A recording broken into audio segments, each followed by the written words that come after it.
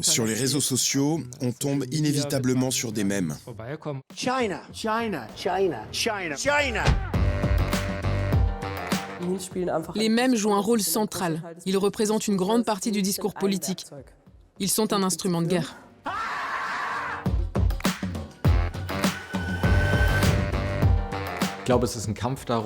L'enjeu, c'est de savoir qui arrivera le mieux à propager ces contenus politiques dans l'ensemble de la société. Les mèmes sont tout aussi importants dans les vidéos que l'habillage musical, le ton employé ou encore l'émotion. Vive la République! Vive la France!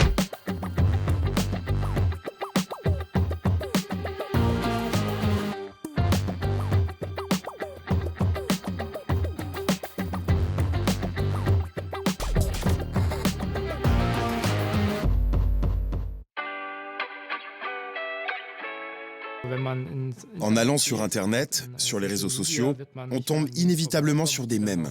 Et on les consomme, que ce soit conscient ou pas. Je m'appelle Kevin Paulix, je suis collaborateur scientifique à l'université de Marbourg.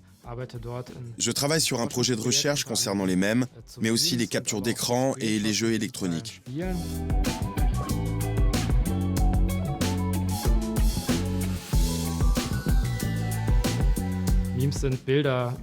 On peut dire que les mèmes sont des images superposées qui proviennent de médias très différents, par exemple des jeux vidéo, de la photographie, du cinéma, de la télévision. Ces images sont reprises, réinterprétées et transformées. Et le plus souvent, on leur ajoute du texte pour leur donner un sens nouveau.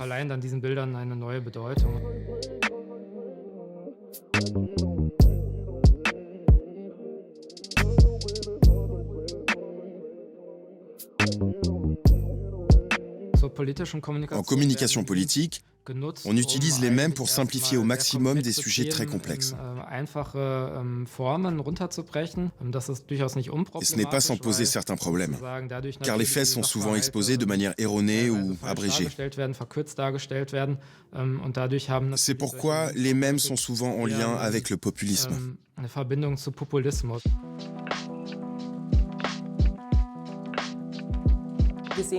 De manière générale, on assiste à une forte montée de l'autoritarisme dans de très nombreuses régions du monde. La droite prétend que la gauche ne maîtrise pas l'art du mème. Il faut dire que la nouvelle droite a compris bien plus tôt que le mème pouvait être un instrument génial. C'est tout à fait connu et documenté. On sait que le gouvernement russe dispose de véritables usines à trolls. On y produit énormément de fausses informations, des gens sont payés pour faire des commentaires sur Internet, mais aussi pour produire des mèmes. Ça a joué un rôle important dans la première campagne électorale de Trump, mais aussi dans la guerre en Ukraine, par exemple.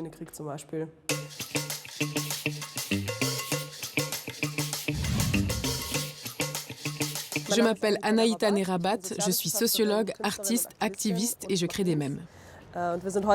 Nous voici devant la salle d'exposition de l'association Maison Blanche pour un atelier sur le thème du succès et de l'échec. On y va ?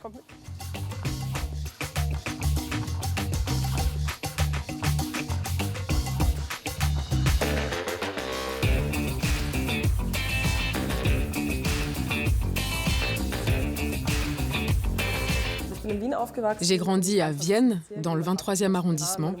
Mon père est iranien, ma mère autrichienne, et j'ai grandi dans un contexte familial où la politique a toujours été présente. En même temps, on m'a toujours dit de ne pas exprimer mes opinions politiques parce que c'était trop dangereux.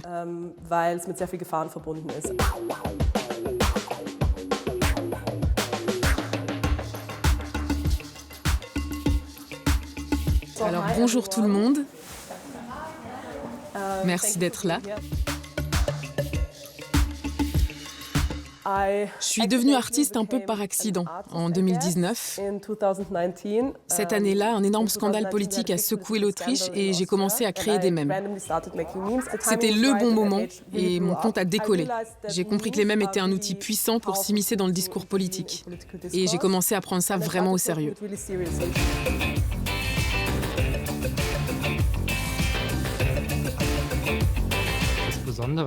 La particularité des mèmes, c'est qu'ils s'organisent par série. Ça veut dire que les utilisateurs produisent en général ces mèmes par groupe. Un mème arrive donc rarement seul, et il est toujours lié à d'autres mèmes similaires.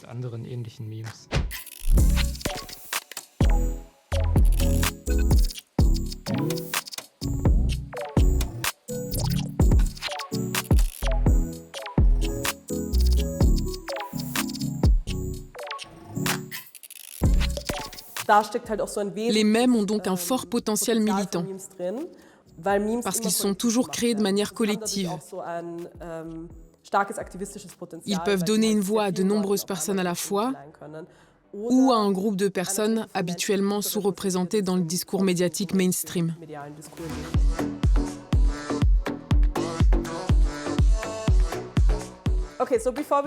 Avant de commencer, voici quelques règles. Tout d'abord, l'orthographe et la grammaire n'ont aucune importance. Écrivez comme vous voulez. De même, c'est vous qui choisissez la langue que vous utilisez.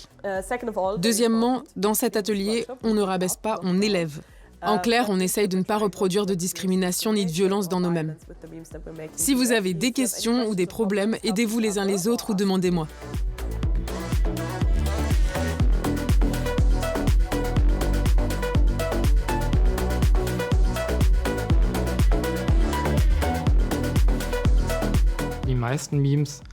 La plupart des mèmes traitent d'expériences quotidiennes, c'est-à-dire de tous les sujets qui préoccupent les gens.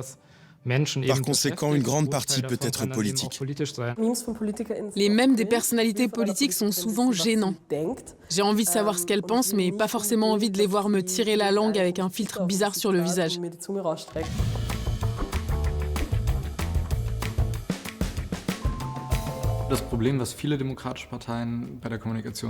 De nombreux partis démocratiques rencontrent un problème quand ils veulent communiquer sur les réseaux sociaux en s'adressant à un groupe cible différent.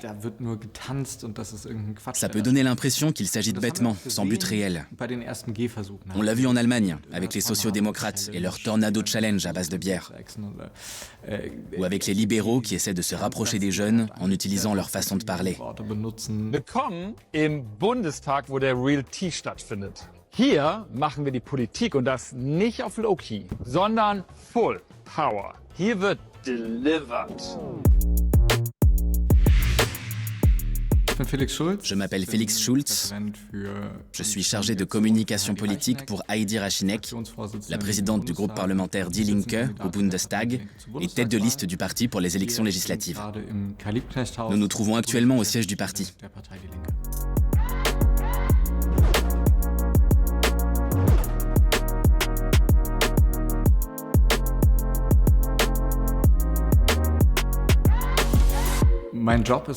Mon job consiste à faire connaître sur les réseaux sociaux la députée pour laquelle je travaille. Mais je peux aussi former à l'utilisation des réseaux sociaux et à la communication politique les bureaux d'autres députés, les fédérations régionales et les structures du parti.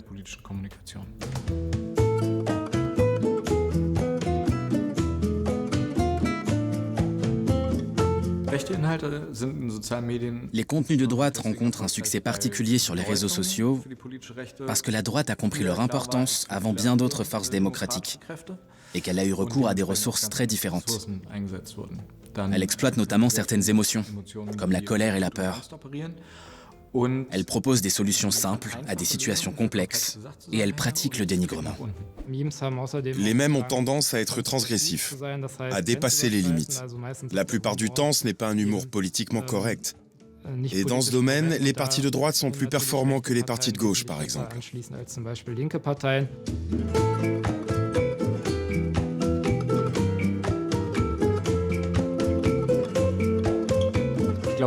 Je pense que les mèmes racistes, ou encore le dog whistling, font partie intégrante de la stratégie de communication politique de la droite.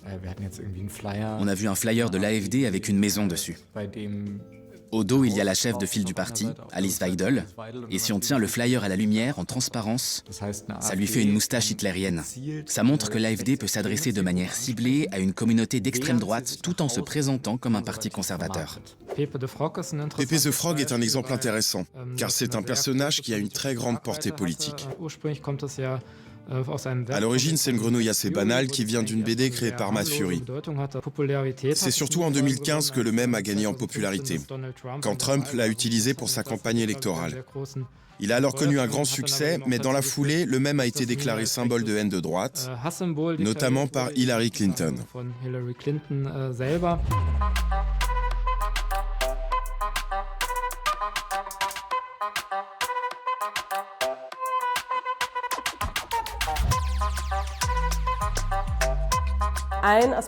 Un des aspects qui distingue les mèmes de nombreux autres médias, c'est qu'ils ont volontairement une esthétique trash, ou qu'ils font appel à des références qui ne sont pas considérées comme intellectuelles ou sophistiquées. On peut citer des clins d'œil à la culture pop comme Bob l'éponge, ou d'autres personnages de BD, des stars de la pop et des émissions de télé-réalité. Stop it. Get some help.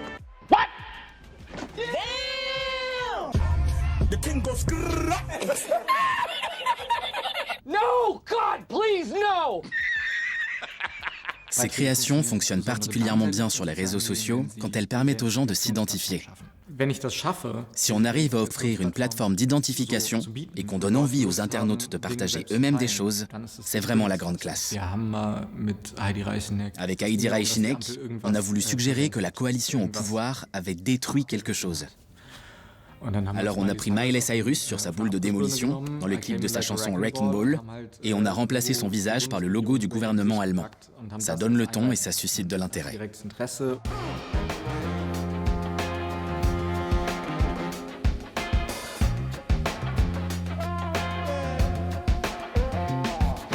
Le mème est un média qui peut aider les partis démocratiques à communiquer des contenus importants. En soi, le mème est un média très démocratique. Tout le monde peut l'utiliser parce qu'il exige assez peu de connaissances techniques.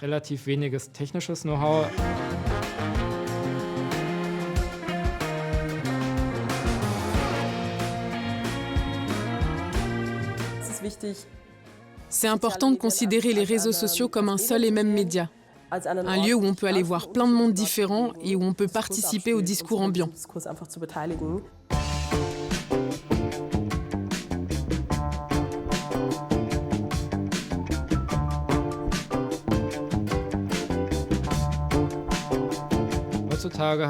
Aujourd'hui, on peut avoir l'impression que la guerre des mèmes a été gagnée par la droite, surtout avec la réélection de Trump, qui construit toute sa présidence presque comme un mème. Je pense que ce n'est pas un hasard si Trump a baptisé son département de l'efficacité gouvernementale, le DOGE, d'après un mème.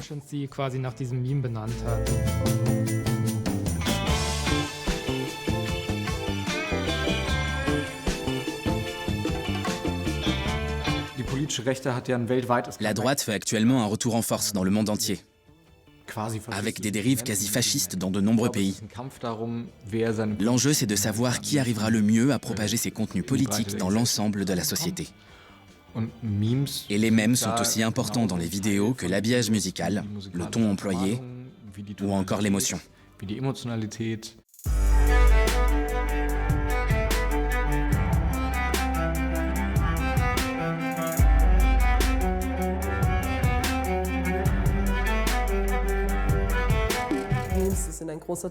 Les mèmes représentent une grande part du discours politique.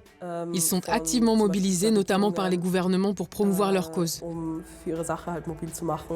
Ils font partie des stratégies d'influence de l'opinion, pour permettre de s'imposer dans le débat politique. Ce qui se passe en ligne a toujours des répercussions sur ce qui se passe hors ligne.